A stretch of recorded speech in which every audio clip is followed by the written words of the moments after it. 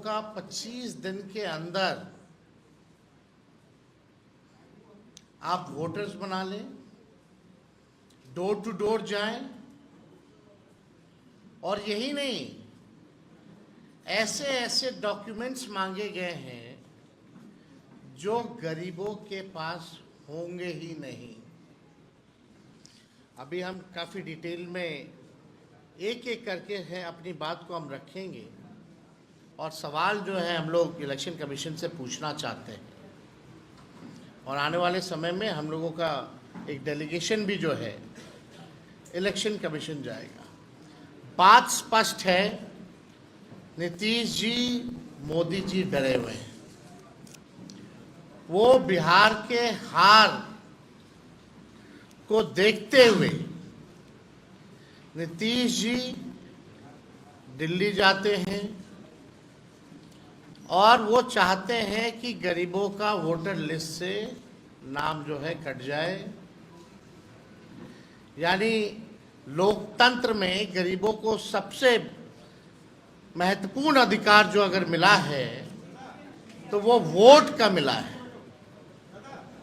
और लालू जी हमेशा कहते हैं वोट का राज मतलब छोट का राज, और उस अधिकार को भाजपा और नीतीश जी, जो वंचित, शोषित, जो back bencher of the society जो है, जो समाज के अंतिम पैदान पे खड़ा व्यक्ति या समाज परिवार है, उसके अधिकार को ये लोग छीनना चाहते हैं। अब ये सवाल खड़ा होता है कि 22 वर्षों के बाद विशेष गहन पुनरीक्षण जैसी बड़ी एक्सरसाइज की क्या जरूरत आ पड़ी? क्या गिनती के दिनों में ये करना संभव है? जबकि विशेष गहन पुनरीक्षण में 22 वर्ष पहले जो हुआ था, 22 वर्ष पहले उसमें लगभग 2 साल लगे थे जो अंतिम हुआ था। तो अब केवल बिहार में होगा, देश के और किसी राज्य में नहीं होगा, केवल बिहार में होगा। और क्या जो पिछले बार 2 वर्ष लगे थे, तो क्या ये पॉसिबल है कि आप 25 दिन में इसको पूरा कर लें? ये सवाल खड़ा होता है, और साफ इसमें साजिश की बू आती है। और इस साजिश में और कोई नहीं, नीतीश कुमार जी का बड़ा योगदान है और मोदी जी, क्योंकि ये लोग डरे हुए हैं। क्या चुनाव आयोग नहीं जानता कि ये मानसून का समय है बिहार में? हाँ बताइए, बार बिहार का कुल 73% इलाका जो है बाढ़ से हम लोग परेशान रहते हैं, यानी क्षेत्र प्रभावित रहता है। 73%। सवाल उठेगा कि लोग अपना जान माल बचाएगा कि चुनाव आयोग को कागज ढूंढ ढूंढ करके लोग देगा? ये सवाल पैदा होता है। कई नदियां में पानी जो है बहुत तेजी से बढ़ रहा है, कई जगह अलर्ट किया गया है। और इस मानसून के समय क्या लोगों के पास इतना समय है कि चुनाव आयोग को अपना कागज देगा? तीसरा बहुत महत्वपूर्ण बात है, लगभग आज से ये कार्य जो है शुरू कर दिया गया है। 90% से अधिक डीईओ, ईआरओ हैं, उनके पास 2003 का मतदाता सूची भी उपलब्ध नहीं होगा, जिसके आधार पर वो ये कार्य करेंगे। यानी अभी तक उन लोगों को वो मतदाता सूची जो है उपलब्ध भी नहीं कराया गया है, और काम जो है शुरू करा दिया गया है। मैं दावे के साथ कहता हूं और कह रहा हूं कि इन लोगों को कोई उपलब्ध मतदाता सूची नहीं कराई गई है। संविधान और लोकतंत्र विरोधी भाजपा और उसकी सहयोगी दल जनता दल यूनाइटेड गरीबों और वंचित वर्गों के मतदान के अधिकार को छीनना चाह रहे हैं। पहले उनका मतदाता सूची से नाम काटेंगे, पहचान पत्र नहीं होगा, फिर गरीबों का राशन बंद करेंगे, पेंशन बंद करेंगे, अनुसूचित जाति, जनजाति और पिछड़े वर्गों की छात्रवृत्ति बंद करने का इनका पूरा एजेंडा है। इन्होंने जो डॉक्यूमेंट्स मांगे हैं, आधार कार्ड को नहीं मानते हैं, मनरेगा कार्ड को नहीं मानते हैं, ये लोग इसको वैध नहीं मान रहे। बिहार में हम दावे के साथ कह सकते हैं सबके पास आधार कार्ड भी नहीं बना होगा, गरीबों के पास आधार कार्ड भी नहीं बना होगा, लेकिन ये आधार कार्ड को भी नहीं मान रहे हैं। अब इसमें कौन कौन सा डॉक्यूमेंट लगेगा हम आपको बताएंगे,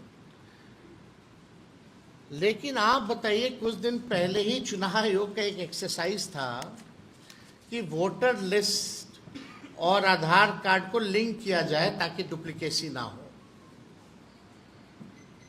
तो आप आधार कार्ड को क्यों नहीं मान रहे इसमें? ये तो बड़ा गंभीर सवाल पैदा करता है। ये आरएसएस, बीजेपी के लोग गरीबों, वंचितों के मतदान का अधिकार समाप्त करना चाहते हैं। और आज भी आरएसएस के एक बड़े नेता ने संविधान बदलने की बात की है। आज एक आरएसएस के नेता ने संविधान को भी बदलने की बात की है। 2024 में संपन्न लोकसभा चुनाव इसी मतदाता सूची पे हुए थे। तो लोकसभा का चुनाव वही मतदाता सूची पे हुआ है, तो बिहार का क्यों नहीं हो सकता है? वही सूची होगी ना। आखिर क्या जो है जरूरत पड़ गई आनंद फानन में? आप देखिएगा, यही सहायक निर्वाची पदाधिकारी नियुक्त थे, सब लोग उसमें पदाधिकारी जो होंगे वही होंगे जो करेंगे। तो अचानक से ये क्यों खत्म किया जा रहा है? क्या उसी सूची के आधार पर बनी सरकार की वैधता पर सवाल नहीं उठता? और चुनाव से ठीक पहले ये निर्णय क्या सही है? अब इसमें आप देखिएगा, बिहार में टोटल 8 करोड़ योग्य मतदाता हैं। इनमें से 59% आबादी 40 वर्ष या उससे कम आयु की है, यानी लगभग 4,76,00,000 लोग निर्वाचन आयोग के निर्देश के अनुसार 1 जुलाई से 31 जुलाई 2025 के बीच इन 4,76,00,000 लोगों को अपनी नागरिकता को साबित करना पड़ेगा। और नागरिकता को साबित में आधार कार्ड नहीं है, मनरेगा वाला नहीं है, उसमें क्या है? अगर इन समूह को 4,76,00,000 लोगों को 3 समूह में अगर बांटा जा सकता है, पहला समूह लगभग 4% लोग जो 39 से 40 वर्ष की आयु के हैं, इन्हें अपनी नागरिकता का दस्तावेज प्रस्तुत करना होगा। दूसरा समूह लगभग 85% लोग जो 20 से 38 वर्ष के उम्र के हैं, यानी 4 करोड़ से अधिक लोग, इन्हें अपने पिता या माता का नागरिकता साबित करना पड़ेगा, दस्तावेज प्रस्तुत करना पड़ेगा। यानी माता पिता का बर्थ सर्टिफिकेट भी आपको ला करके देना पड़ेगा, तब जाकर के आप वोटर बनिएगा। तीनों समूह का रिपीट कर दें। पहला समूह देखो भाई, 4,76,00,000 लोगों को 3 समूह में बांटा जा सकता है। यानी पहला समूह लगभग 4% लोग जो 39 से 40 वर्ष की आयु के हैं, इन्हें अपनी नागरिकता के दस्तावेज प्रस्तुत करने हैं। दूसरा समूह लगभग 85% लोग जो 20 से 38 वर्ष के उम्र के हैं, यानी 4 करोड़ से अधिक, इन्हें अपने माता पिता की नागरिकता को साबित करना पड़ेगा। यानी जो 39 साल के लोग जो है 28 से 38 साल के बीच के, 20 से 38 साल के बीच के जो लोग हैं, उनको अपने माता पिता का डेट बर्थ सर्टिफिकेट वगैरह जो है वो लाना पड़ेगा, डॉक्यूमेंट देना पड़ेगा। कितने गांव देहात में आपके माता पिता का, कितना लोगों का सर्टिफिकेट बना है, ज़रा बता दीजिए। वो कहाँ से लाएंगे, और वो भी बाढ़ के समय में। तीसरा समूह, लगभग 11% लोग जो 18 से 20 वर्ष के उम्र के हैं, यानी 50 लाख से अधिक वोटर्स, इन्हें अपने दोनों माता पिता के नागरिकता संबंधी दस्तावेज देने हैं। सवाल दोनों है, उसमें आइदर है, उसमें दोनों है, 18 वाले।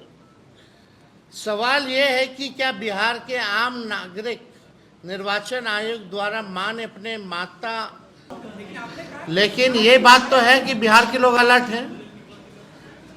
ये अगर साजिश रच रहे हैं तो इनके साजिश का भी जवाब मिलेगा बिहार में।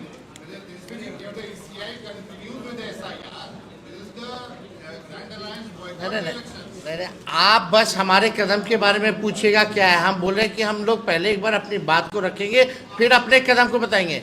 बट क्या आपको नहीं लगता ये चिंताजनक है? आप अपने माता पिता का बर्थ सर्टिफिकेट ले आइएगा, मैट्रिक का पेपर ले आइएगा, कहां से लाइएगा? ये तो जेन्युइन सवाल है ना।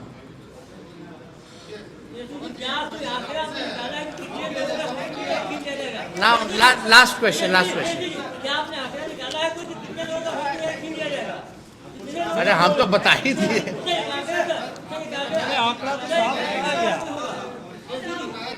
एक मिनट,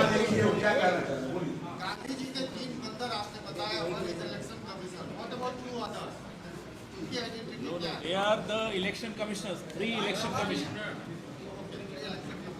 और बाकी भी है, ये डबल इंजन नहीं है, 4-5 इंजन डब्बे हैं पीछे। ईडी है, सीबीआई है, इनकम टैक्स है, इलेक्शन कमीशन है।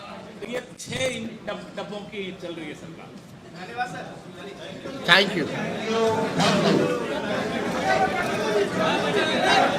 भगत चंद्रा हॉस्पिटल विश्व की सभी आधुनिक और बुनियादी सुविधाओं से परिपूर्ण एक world class multi speciality hospital, Mahavir enclave Palam Dabri road पर स्थित साउथ वेस्ट दिल्ली का एकमात्र मल्टी स्पेशलिटी हॉस्पिटल, जहां 24 घंटे आपकी सेवा में उपलब्ध हैं वेल क्वालिफाइड डॉक्टर्स और हेल्पिंग स्टाफ। डॉक्टर CM भगत द्वारा स्थापित भगत चंद्रा